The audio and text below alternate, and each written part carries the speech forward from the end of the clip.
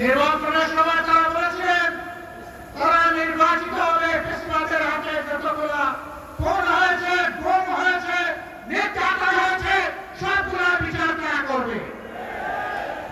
হয় আপনারা বিচার নিশ্চিত করুন, না হয় আপনারা যাওয়ার রাস্তা খুঁজে বের করুন। এদেশের মানুষের অন্তরে, কলিজায়, হৃদয়ে, মগজে সব জায়গায় বসে আছে মজবুতভাবে রাসূলুল্লাহ সাল্লাল্লাহু আলাইহি সাল্লামের আদর্শ। নির্যাতনের বিচারের দাবিতে আজকের এই ঐতিহাসিক দিবসে 11 দলীয় ঐক্য কর্তৃক আয়োজিত বিশাল এই সমাবেশের সম্মানিত সভাপতি, মঞ্চে বসা জাতীয় সংসদের বিরোধী দলীয় চিফ হুইপ, জাতীয় নাগরিক পার্টির আহ্বায়ক সহ 11 দলের শীর্ষ নেতৃবৃন্দ,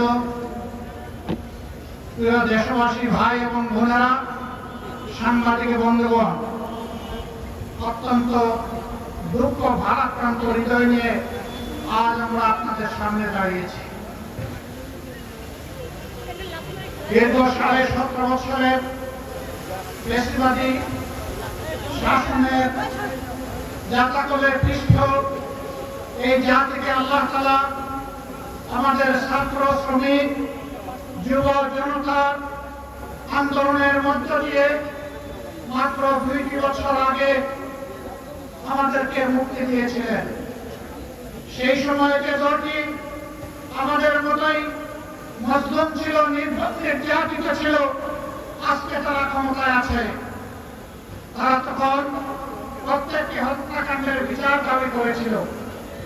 নির্বাচনের সময় তারা বলেছিলেন তারা নির্বাচিত হবে, ফেসিবাদের হাতে যতগুলা খুন হয়েছে, গুম হয়েছে, নির্যাতন হয়েছে সবগুলা বিচার তারা করবে। ক্ষমতায় বসার পর এখন তাদের সুর পাল্টে গেছে। বিচার তো তারা করছেই না, বরঞ্চ আপনারা শুনেছেন 4 মাসে 600 জনের অধিক মানুষ নির্মম ভাবে বাংলার মাটিতে খুন হয়েছে। এই দলটি নিজেদের হাতে নিজেদের কর্মীদেরকেই খুন করেছে। যাদের নিজেদের কর্মীদের সম্পর্কে নিজেদেরই কোনো দায় এবং দরদ থাকে না, 20 কোটি মানুষের জন্য তাদের কি দায় এবং দরদ থাকবে? আমরা কোন লক্ষণ দেখতে পাচ্ছি না। লজ্জার বিষয়, ফ্যাসিবাদ থেকে মুক্ত হওয়ার কথা বলে ঠিক ফ্যাসিবাদের রাজপথ ধরেই তারা এখন হাঁটা শুরু করেছেন। বাংলাদেশ ব্যাংকের গভর্নর, বিভিন্ন ব্যাংকের অযাচিত হস্তক্ষেপ, বিশ্ববিদ্যালয়ের কলেজগুলা দলীয় অনুগত লোকদেরকে দিয়ে দখল করা, জেলায় জেলায় প্রশাসন বসিয়ে দেওয়া, এমনকি খেলার মাঠটা পর্যন্ত তারা দলমুক্ত রাখতে পারলেন না। এইভাবে তারা আবার কার্যত একদলীয় ফ্যাসিবাদী শাসনের দিকে আগাচ্ছেন। বন্ধুরা, বাংলাদেশ কিন্তু বারবার বিপ্লবের সাক্ষী। আমরা পরিষ্কার বলে দিচ্ছি, হয় আপনারা বিচার নিশ্চিত করুন, না হয় আপনারা যাওয়ার রাস্তা খুঁজে বের করুন। আপনারা যে পথে হাঁটছেন, সংসদে আমরা প্রত্যেকটি বিষয় সেখানে আমরা প্রতিবাদ করছি। 2/3 কিভাবে পেয়েছেন আপনারাই ভালো জানেন, আর দেশের জনগণও জানে, এবং এই ব্যাপারে কিছু রাজ সাক্ষী ইতিমধ্যে পাওয়া গেছে। আপনাদের দলের ভিতর থেকে পাওয়া গেছে, বিগত সরকারের মধ্য থেকেও পাওয়া গেছে। আমরা আপনাদেরকে বিনয়ের সাথে অনুরোধ করব, মজলুম ছিলেন, জালেম হবেন না। মেহরবানি করে বিচার করা নিশ্চিত করুন। শুধু ফ্যাসিবাদের হাতে গেল। এই রাস্তায় আমাদের কলিজার টুকরা বিপ্লবের প্রতি শরীফ ওসমান হাদিকে হত্যা করা হয়েছে। তার বিচার ধামা দেওয়ার চেষ্টা চলছে। এখন পর্যন্ত চার্জশিটটি দেওয়া হয় না। কাকে খুশি করা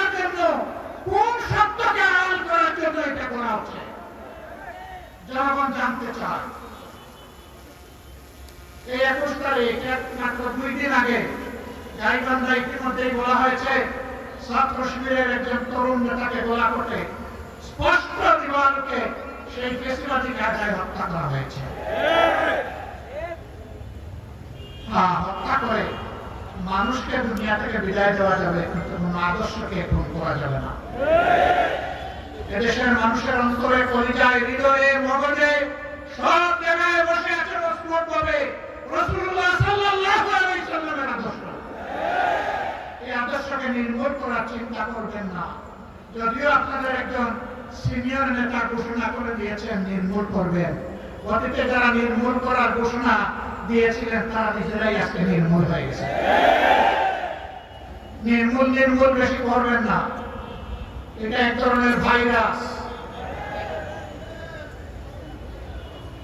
এই ফেসিবাদের ভাইরাস, চাঁদাবাজির ভাইরাস, দুর্নীতির ভাইরাস, দলীয় শাসনের ভাইরাস, এই সকল ভাইরাস মুক্ত করার জন্য আরেকটি বিপ্লব অনিবার্য হয়ে উঠেছে। সেই বিপ্লবের জন্য আপনারা কি প্রস্তুত? মানুষের জীবন, ইজ্জত এবং সম্পদ দেশের সীমানার জন্য আরেকবার কি জীবন দেওয়ার জন্য প্রস্তুত আছে? বন্ধুরা, এই বয়সে আমি এবং আমরা পিছিয়ে থাকবো না, সম্মুখ সারিতে থাকবো।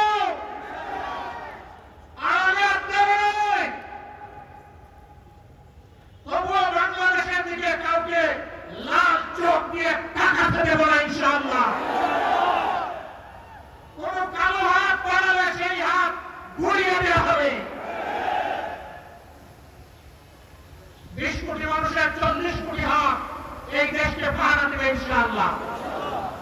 কারো বাবার সাথ লড়াই, এ দেশের স্বাধীনতা এবং সার্বভৌমত্ব নিয়ে টানাটানি করা।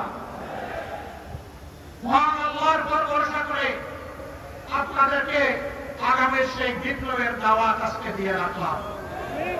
সংসদে যতদিন পর্যন্ত কথা বলার পরিবেশ থাকবে, জাতির স্বার্থে যতদিন পর্যন্ত থাকার দরকার হবে, তার বাইরে আমরা 1 সেকেন্ডও থাকবো না। যেদিন সংসদের প্রয়োজন ফুরিয়ে যাবে, যেদিন মনে হবে এই সংসদে আর কথা বলে লাভ নাই, সেদিন সেই সংসদে কথা আবিল করে আমরা বেরিয়ে আসবো। প্রস্তুত থাকো সেই বিপ্লবের জন্য। অন্যায়ের সাথে কোনো আপত্তি নয়, নতুন পুরাতন কোন বেশিরভাগ মানি না। পুরাতন পরিত্যাজ্য, নতুন ঘৃণিত, কোন বেশিরভাগ মানব না ইনশাআল্লাহ। জীবন যাবে, জীবন একটাই, সেই জীবন যাবে আল্লাহর জন্য, সেই জীবন যাবে মানুষের জন্য।